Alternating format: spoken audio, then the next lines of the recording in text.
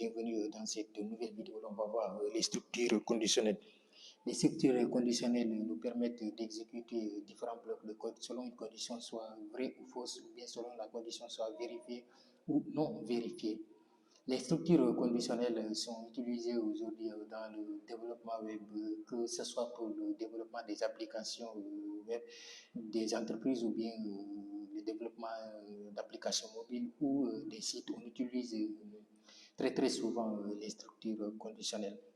Voilà, ici je vais citer quelques cas d'utilisation des structures conditionnelles. Voilà, ici je vais mettre des commentaires. Voilà, ici je vais citer par exemple logique de contrôle. Je vais mettre ici logique de contrôle. Voilà, les structures conditionnelles permettent de contrôler le flux d'exécution du code en fonction par exemple des différentes conditions. Cela permet de prendre des décisions basées sur l'entrée utilisateur. Par exemple, aussi de prendre des décisions, par exemple, sur les données en provenance des bases de données ou bien des données en provenance d'autres sources. Ici, par exemple, on va prendre un autre exemple, personnalisation. Voilà, comme deuxième cas, personnalisation de l'expérience utilisateur. Voilà, ne prenez pas en compte de l'expérience utilisateur. En fonction, par exemple, des conditions, vous pouvez personnaliser l'expérience utilisateur. Par exemple, afficher un contenu différent en fonction des types d'utilisateurs. Voilà, si par exemple vous vous retrouvez dans une application d'e-learning ou bien dans un site d'e-learning, si vous êtes étudiant, voilà. Le développeur, par exemple, il a mis des filtres ou bien des expériences utilisateurs différentes. Par exemple, si vous êtes un étudiant qui est en Sciences Po, excusez-moi pour le bruit, voilà. Par exemple, si vous êtes un étudiant qui est en Sciences Po, si vous vous déclarez un étudiant en Sciences Po, vous aurez un contenu différent, par exemple, d'un étudiant qui est en, par exemple, computer science. Vous aurez, par exemple, des contenus de cours qui parlent, par exemple, de la politique ou bien de la géopolitique, etc. Et l'étudiant qui est, par exemple, qui s'est inscrit en tant que, par exemple, qui a un compte en tant que computer science, lui, il aura des cours en rapport avec l'informatique, que ce soit par exemple l'algorithme ou bien le développement web, la cybersécurité, etc. Voilà, ici, je vais citer comme troisième cas d'utilisation la validation des données. Voilà, ici, on peut utiliser la validation des données aussi. Les structures conditionnelles sont utilisées par exemple pour la validation des données entrées par l'utilisateur. Vous pouvez vérifier si par exemple les données respectent par exemple certaines conditions ou bien des contraintes avant de les traiter ou de les enregistrer dans la base de données. Voilà, si vous êtes un utilisateur par exemple ou bien vous voulez par exemple créer un compte un compte email avec Google. Voilà, si vous voulez avoir votre email sur l'espace où on vous a permis d'entrer votre adresse email, il y a des contraintes là-bas. Par exemple, on vous dit il faut obligatoirement mettre @gmail.com. Si vous ne mettez pas @gmail.com, vous n'aurez pas votre compte. Ou bien si vous ne mettez pas l'adresse email, ce sont deux contraintes. Même si vous ne mettrez pas l'adresse email en minuscule, voilà, vous n'aurez pas votre adresse email. Autre condition, par exemple, lorsque vous enregistrez les mots de passe, on va vous dire par exemple de mettre des caractères spéciaux. Par exemple, le mot de passe doit avoir par exemple 6 caractères. Voilà, sinon, voilà, on vous dit que le mot de passe n'est pas correct. Ici, par exemple, je vais citer pour le quatrième ici, on va mettre la gestion. J'ai oublié de mettre le gauge, voilà, commenter. La gestion des erreurs. Voilà, les structures conditionnelles, par exemple, vous permettent de gérer les erreurs ou bien des situations exceptionnelles dans les applications. Vous pouvez mettre en place, par exemple, des blocs qui vont s'exécuter ou bien qui vont se déclencher uniquement en cas d'erreur. Voilà, si vous avez des erreurs, par exemple, si vous mettez, par exemple, vous voulez vous connecter à votre application, vous mettez un mot de passe qui n'est pas correct. Voilà, il y a des messages qui vont se déclencher directement, par exemple, vous dire que mot de passe incorrect ou bien, voilà, l'utilisateur et le mot de passe ne sont pas compatibles. Voilà, pour ne citer que cela. Ici, on va aller directement voir des exemples concrets. Voilà, pour utiliser même les structures conditionnelles, il faut utiliser des opérateurs de comparaison que vous connaissez tous. Hein. Voilà, supérieur ou bien inférieur, ou bien supérieur ou égal, différent de, voilà, etc. Ou bien les égalités. Voilà, ici, je vais prendre par exemple, déclarer une variable âge. Je vais mettre ici âge égal.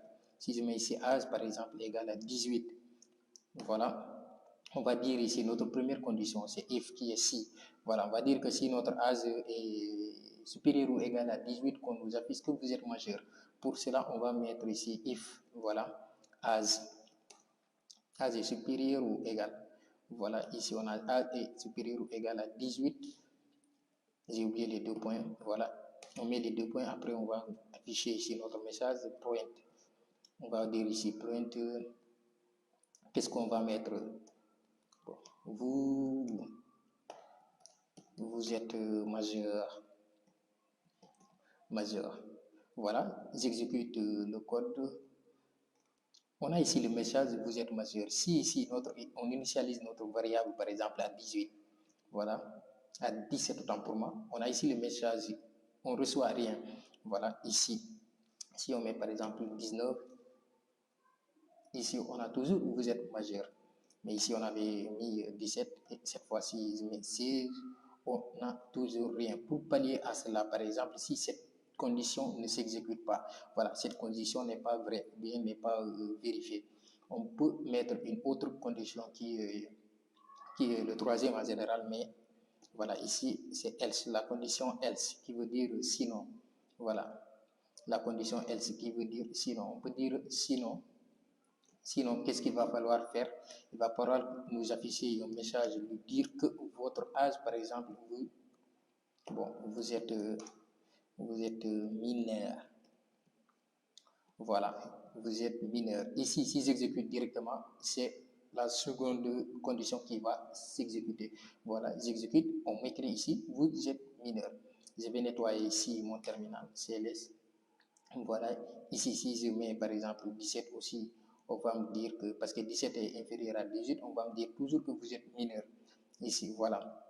Ici, on peut utiliser par exemple une autre condition qui veut dire sinon si, voilà, le else if. Le else if, pour mettre une deuxième condition, si celle-ci n'est pas exécutée, c'est le deuxième qui va venir s'exécuter, le else if. Par exemple, else if âge, on va mettre ici âge,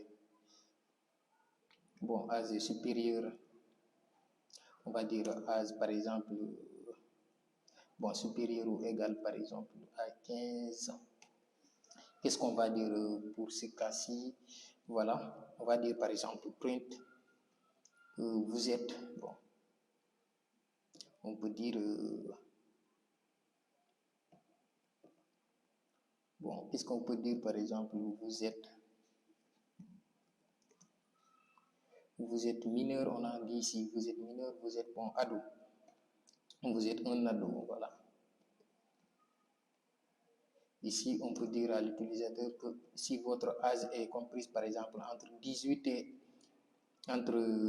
moins de 18 et 15, voilà, vous êtes un ado. Ici, qu'est-ce qu'on va faire ici? On va laisser par exemple à 17, vous voyez? Et ici maintenant, c'est cette condition-là qui va s'exécuter. La seconde, voilà, qui va vous dire, non, c'est la première, oui, je pense bien que c'est la seconde, bien. Voilà, ici, on me dit que vous êtes ado parce que votre âge est comprise entre 15 et 18. Voilà, même si ça n'arrive pas à 18, on est à 17. Donc, on nous affiche ici que vous êtes ado. Si on met par exemple ici 10, on va nous dire que vous êtes mineur. Voilà, c'est la première condition. Ils vont vérifier d'abord la première condition. La première condition, si elle n'est pas valide, va venir dans la seconde condition. La seconde condition, s'il n'est pas valide. Ici, on peut mettre autant de else if. Voilà, ici, on peut mettre par exemple beaucoup de else if. Par exemple, ici, je vais dire, je vais prendre ici si votre âge, par exemple, est comprise entre 10, par exemple, ou bien 12. Voilà.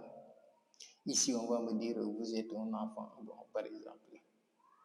Bon, enfant, ici, je vais dire mineur. Enfant, ici, je vais dire mineur. Mineur. Voilà. Ici, on va initialiser comme par exemple, bon, je vais mettre ici 13. Voilà, si j'initialise ça à 13, vous voyez que ici, on me dit que vous êtes mineur. Voilà. Ici, parce que votre âge est compris entre 12 et 15. Voilà, même si ça n'arrive pas à 15, on ne doit pas dépasser, arriver dans les 15. Voilà, ici, je vais mettre, par exemple, 9.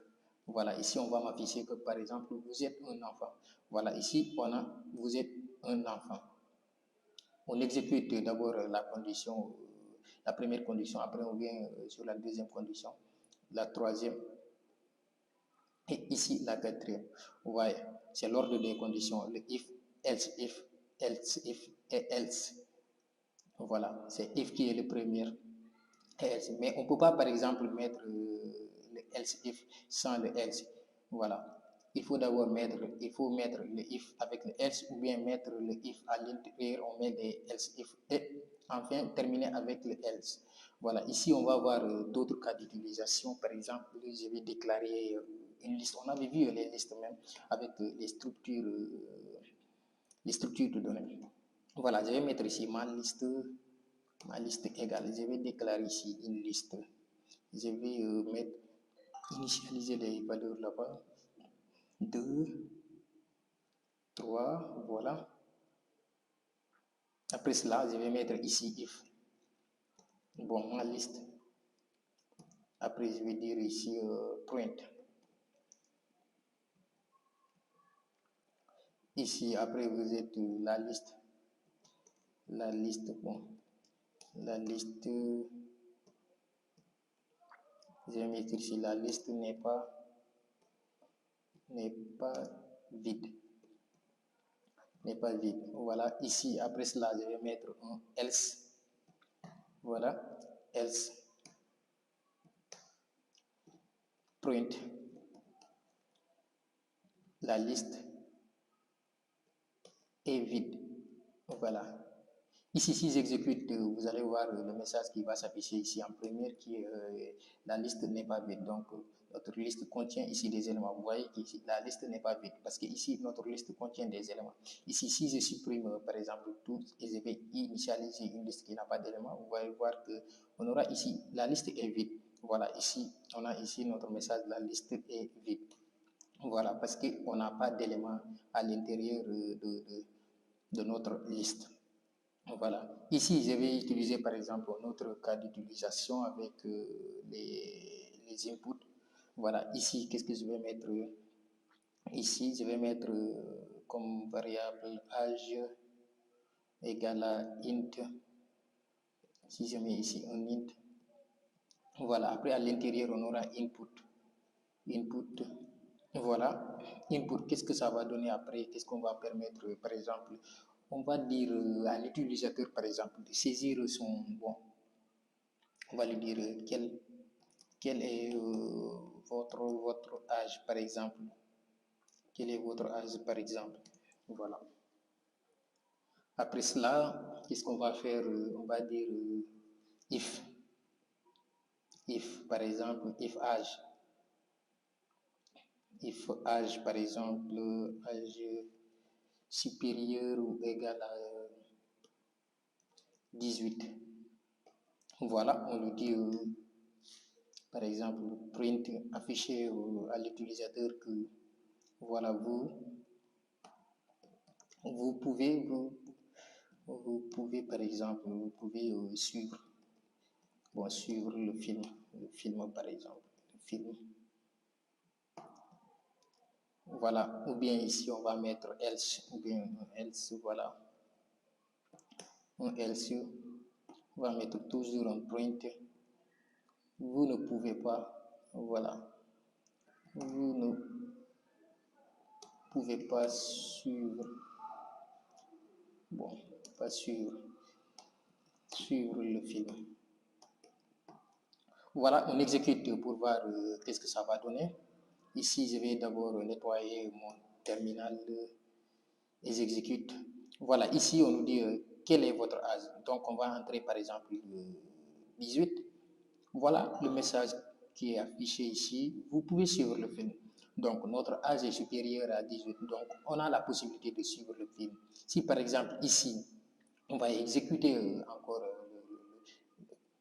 le code. Voilà, ici, par exemple, si je mets 17, voilà, et que j'entre, vous ne pouvez pas suivre le film parce que notre âge est inférieur à 18.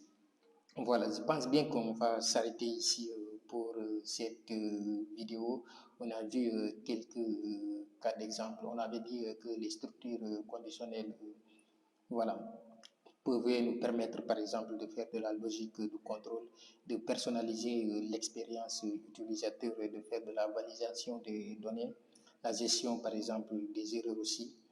Voilà. En résumé, on peut dire que les structures conditionnelles sont un outil essentiel pour la création d'applications web flexibles et interactives, adaptatives qui permettent, par exemple, de répondre de manière dynamique aux besoins par exemple, et aux actions des utilisateurs, ainsi que, par exemple, différents scénarios disponibles. Voilà. Je pense bien qu'on va s'arrêter ici dans cette vidéo. N'oubliez pas de vous abonner si la vidéo vous a plu et de laisser un petit pouce bleu. Voilà. On se dit à très très bientôt. Ciao.